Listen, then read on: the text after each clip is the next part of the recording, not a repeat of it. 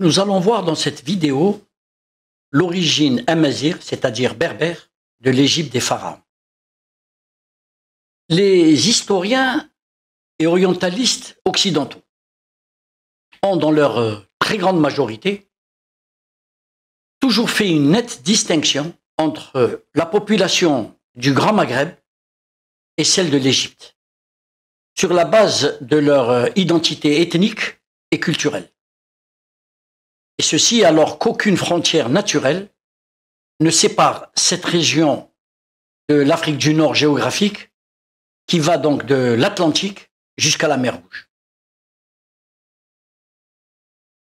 La présence de l'homme dans toute cette région est très ancienne, puisque des traces d'hominidés ont été découvertes à Ain Hnesh, en Algérie, et datent de 1 800 000 ans. Cette date a été repoussée avec la récente découverte de Ain Bouchrit, en Algérie, c'est près de la région de Sétif, dans la région de Sétif, et qui situe la présence de l'homme à environ 2 400 000 ans. Ce site, le site de Ain Bouchrit, est désormais le deuxième site archéologique le plus ancien d'Afrique et du monde, après celui de Gona, qui se trouve en Éthiopie, et qui prouve que l'ancienneté du peuplement préhistorique de l'Algérie, et donc de l'Afrique du Nord, remonte à l'aube de l'humanité. Nous avons aussi le site préhistorique de Tirnif, appelé anciennement Tirnifin, qui est toujours situé en Algérie, qui a livré les plus anciens fossiles humains connus à ce jour, en Afrique du Nord. Ils ont été datés dans un premier temps à environ 700 000 ans. Mais une dernière étude a daté ces ossements à 1 million d'années. De même que l'on relève, au stade actuel des recherches, la plus ancienne présence de l'Homo sapiens à Edrer Irod. C'est un site qui se situe au Maroc et qui a été donc, cet Homo sapiens a été daté d'environ 300 000 ans. Il faut rappeler que précédemment, ils avaient trouvé en Espagne le plus ancien Homo sapiens qui était daté de 120 000 ans. Donc nous voyons qu'en Afrique du Nord, donc au Maroc, l'Homo sapiens, les fossiles d'Homo sapiens qui ont été découverts remontent à 300 000 ans. Plusieurs indicateurs géographiques, culturels, linguistiques, archéologiques et historiques confirment que les Berbères sont le groupement humain le plus anciennement fixé en Afrique septentrionale, c'est-à-dire en Afrique du Nord géographique. Mais si pour le Grand Maghreb, cette identité berbère n'a pas fait l'ombre d'un doute, il n'a pas été de même pour l'Égypte, que les historiens et égyptologues ont toujours cherché à séparer, sur les plans de la géographie, de l'histoire et de la langue, du reste de l'Afrique du Nord. En effet, la majeure partie des égyptologues et historiens occidentaux ont tracé une frontière imaginaire entre l'Égypte et le reste de l'Afrique du Nord géographique que l'on appelle aujourd'hui le Grand Maghreb.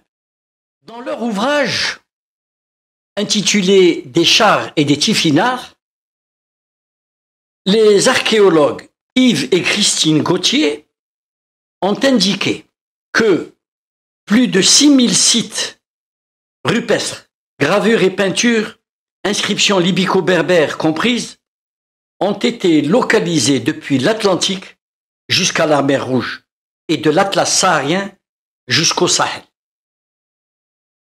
Ces mêmes chercheurs soulignent également que, je cite, les inscriptions libyco-berbères sont parmi d'autres d'excellents indicateurs de présence de ces populations, car elles définissent mieux que les textes historiques les limites de ce domaine berbérophone à travers les âges. Ce qui montre l'absence de frontières ethniques et culturelles parmi les populations berbères de ces temps reculés, c'est la figuration du bélier à disque ou à sphéroïde, qui fut l'objet d'un culte par les berbères depuis le néolithique et qui a perduré dans l'Égypte antique, comme le note Gabriel Germain dans son ouvrage Le culte du bélier en Afrique du Nord. Il est communément admis que les appellations d'origine de noms, de lieux ou de cours d'eau renvoient généralement à l'identité de leur population. Depuis les temps les plus reculés, les Égyptiens se définissaient comme étant des Misra. Mis veut dire en berbère fils. Misra, donc fils, Ra faisant référence au dieu soleil. Donc ce sont les fils du dieu soleil. Misra. De même, les berbères d'Égypte ont appelé leur fleuve nourricier Nil, dont le nom trouve son étymologie dans le mot île ou ilil, qui désigne en berbère l'eau, la rivière ou cours d'eau, comme le soutient le linguiste Arthur Pellegrin dans son ouvrage Essai sur les noms de lieux d'Algérie et de Tunisie. D'ailleurs, pour confirmer l'origine berbère de cette appellation, il faut signaler l'existence d'un cours d'eau appelé Oued Nil, qui se situe en Algérie, entre la ville de Annaba et Brahal, à environ 350 km à l'est d'Alger. D'ailleurs, il faut noter que le laurier rose, qui est originaire d'Afrique du Nord et qui pousse naturellement au bord des cours d'eau, s'appelle en berbère ilili. Ce terme renvoie à la racine il ou ilili, ilil plutôt, qui veut dire cours d'eau. On retrouve cette racine il ou ilil dans le nom de la ville du sud-est algérien qui s'appelle Illizi et qui indique donc la présence de cours d'eau dans cette région. Dans le même ordre d'idées,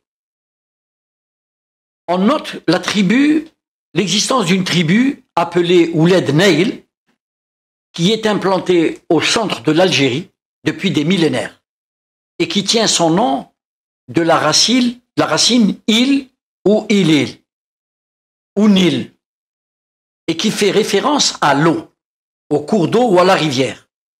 Le N, Nil, le N, étant le diminutif en berbère de l'appartenance à quelque chose, l'appartenance à, comme Neth ou Neith. Le nom de cette tribu des Ouled Nail nous permet de mieux comprendre l'étymologie du mot Nil. Donc N apostrophe IL, dont le N marque l'appartenance à l'eau. Autrement dit, ceux de la rivière, c'est-à-dire pour désigner les populations, ceux de la rivière. Nil. Nous avons aussi le site d'Assouan, connu sous le nom d'Assouan, mais qui se prononce en réalité aussi bien en berbère qu'en Égypte actuellement, Assouan, qui, de la même manière qu'en berbère d'ailleurs, et qui signifie, toujours dans cette langue, ils ont bu. Assouan, ils ont bu. Ce terme est à rapprocher de l'étymologie de l'oasis de Siwa. Siwa, qui est l'inversion du verbe iswa, qui veut dire en berbère il a bu. Il existe d'ailleurs à ce jour une population berbérophone dans cette localité, c'est-à-dire cette oasis. La référence à l'eau se retrouve également dans l'étymologie d'une ville au sud d'Alger qui s'appelle Ain Oussara, ou Souara, qui tire sa racine du verbe esso, iswa, c'est-à-dire boire, Iswa il a bu. La capitale de l'Égypte antique s'appelait Tinis, durant la période de moins 3150 à moins 2700 avant Jésus-Christ. Cette appellation de Tinis est à rapprocher des noms de la ville de Ténès ou Tunis, qui veut dire en berbère bivouac ou campement.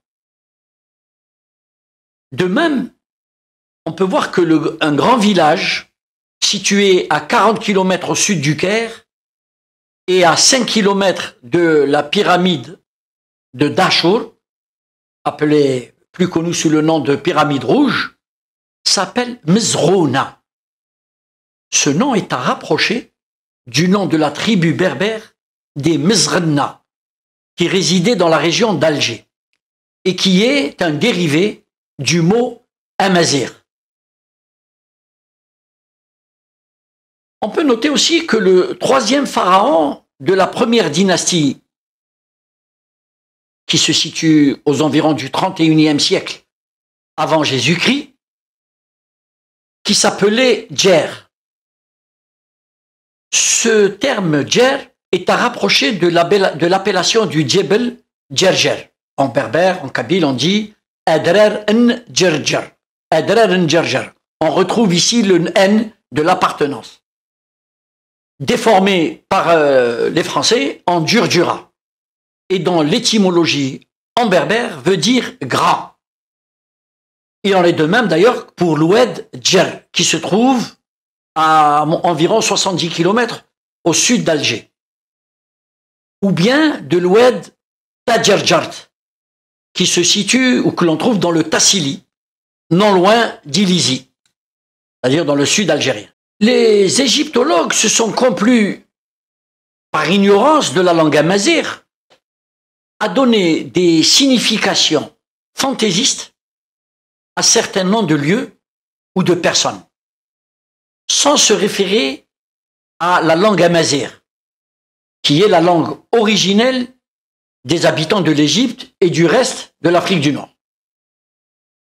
Ainsi, par exemple, de Akhenaton, un pharaon qui est très connu, c'était le premier pharaon monothéiste. Donc, Akhenaton, qu'ils ont traduit par celui qui est utile à Aton. Franchement, déjà, ça ne colle pas. Parce que s'appeler celui qui est utile à Aton, c'est un peu ridicule. En fait, Akhenaton, c'est la déformation grecque de Enki Adon. Enki en berbère, c'est je suis. Adon désigne le dieu soleil au couchant et qui a donné donc Adonai chez les Hébreux séfarades, qui, faut-il le rappeler, sont d'origine égyptienne et donc berbère. À ne pas confondre avec les Juifs de l'Europe de l'Est, qui viennent principalement du Caucase, et que Arthur Kessler appelait la 13e tribu, parce que ce sont des Juifs convertis, par opposition aux 12 tribus d'Israël. Donc on peut dire que, par déduction, les prophètes Moïse et Jésus-Christ sont berbères. Pour le premier, c'est-à-dire pour Moïse, puisqu'il était établi en Égypte et qu'après l'Exode, il s'est établi en terre de Canaan. Et Jésus-Christ, il est berbère par descendance, puisqu'on sait qu'il était juif à sa naissance, il a été circoncis. Et je dis ça pour certains auditeurs, il ne faut pas confondre le juif ou l'hébreu, ce n'est ni une race, ni un peuple. Être juif, c'est une religion. Ce sont les descendants des moines, ou plutôt des prêtres monothéistes égyptiens, qui ont été forcés à l'exil suite à un conflit qu'ils ont eu avec le clergé polythéiste. Donc, si l'on se réfère à la prononciation du mot Adonai par les Hébreux séfarades, ce n'est pas d'Aton qu'il s'agit, mais bien d'Adon. Il y a donc une erreur dans la transcription et dans la prononciation du dieu Aton, qui doit se lire et se prononcer Adon. Il en est de même d'ailleurs pour la ville érigée sous son règne, sous le règne d'Akhenaton, donc de Enki-Adon, et dont le nom donné par les Égyptiens occidentaux est Akhet-Aton, à laquelle ils ont donné la signification de horizon d'Aton. Donc voilà, pour les égyptologues qui ne connaissaient pas la Mésire, pour eux, Akhet-Aton, c'est horizon d'Aton. D'où ils ont tiré cela, je me le demande. En fait, le mot Akhet est proche du mot Ekel. En berbère, Ekel signifie la terre. Ce qui donne comme étymologie, c'est Ekel Adon. C'est la terre du dieu Adon, la terre d'Adon. C'est plus conforme à la réalité. Et donc est plus conforme à la symbolique de cette cité érigée à la gloire du pharaon Enki-Adon. Je suis Adon. Et qui disait donc être le représentant du dieu soleil sur terre.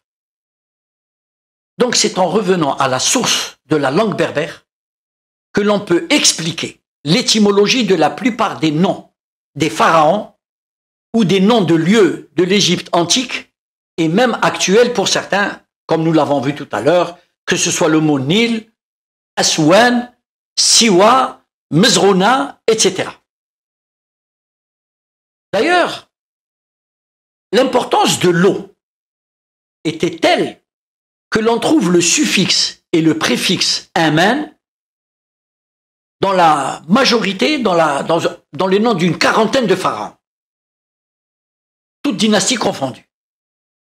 Le mot amen, qui veut dire en berbère les eaux, fait référence à l'océan primordial, duquel donc est né le dieu Amen-Ra dans la cosmogonie égyptienne. La difficulté dans la transcription et de la phonétique de la plupart des noms de l'Égypte antique réside dans le fait que les hiéroglyphes, appelés par les prêtres égyptiens écriture des dieux, s'écrivaient sans voyelle. D'ailleurs, tout comme l'arabe et comme l'hébreu. Et s'écrivent également de la droite vers la gauche. Donc seule une bonne connaissance de la langue berbère aurait pu ou pourrait permettre aux égyptologues d'appliquer la voyelle adéquate. Donc, c'est pour cela que la voyelle adéquate, parce qu'à ce moment-là, on ne dirait plus Amon, tout en qu'Amon, on dirait tout en qu'Amen. Donc le Amon deviendrait Amen, parce qu'il fait référence à l'eau, à la sacralité de l'eau. Donc en absence d'une corrélation avec le parler berbère, le mot Amen a été déformé donc en Amon, alors qu'il fait clairement référence à l'eau, qui se dit en berbère Amen. C'est également par référence au berbère que l'on peut expliquer l'étymologie du nom de la ville de Memphis, qui est la déformation grecque de Amen-Efer, c'est-à-dire caché ou à l'abri des eaux. L'appellation originelle de Amen-Efer est confirmée par le prêtre Manéthon.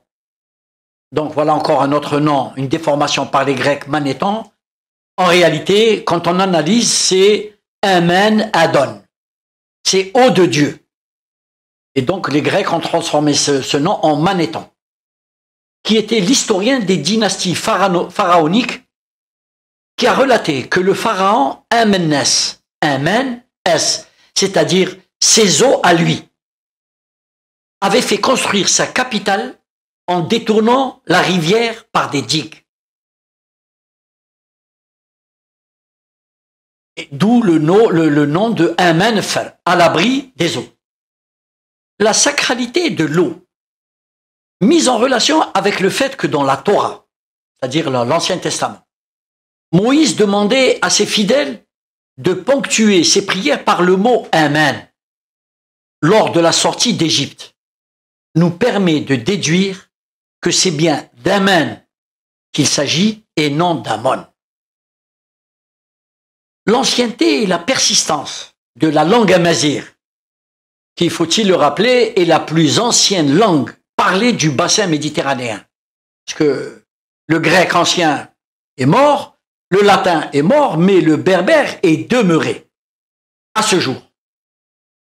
Et ceci a fait que cette langue a donné le mot le plus usité par les croyants et les fidèles des trois religions monothéistes, que ce soit dans la religion hébraïque, chrétienne ou musulmane, à travers les 5 continents, pour ponctuer leurs prières par le mot Amen ou Amin. Ce mot qui faisait référence à la sacralité de l'eau chez nos ancêtres berbères, de l'Atlantique à la mer Rouge, a donné, dans la langue arabe, les mots croyance, confiance et foi. En arabe, ces mots dérivent du mot Amen, Amin et Iman, c'est-à-dire la foi. De même, ce mot Amen, qui est à l'origine du nom de Memphis, Amenfer, des formations grecques de Amenfer, donc à l'abri des eaux, a été, grâce à son originalité et à son histoire, à l'origine de l'appellation de 6 villes aux États-Unis. 6 villes, évidemment, dans 6 États différents. Ce mot de Memphis est même associé à une police d'écriture. Donc, est-ce que c'est le hasard qui a fait que la ville de Memphis ait été érigée au bord du fleuve Mississippi, donc je parle de Memphis, Tennessee, comme elle l'a été jadis au bord du Nil? Donc c'est une question qu'il faut se poser. Regardez le hasard comme il fait bien les choses.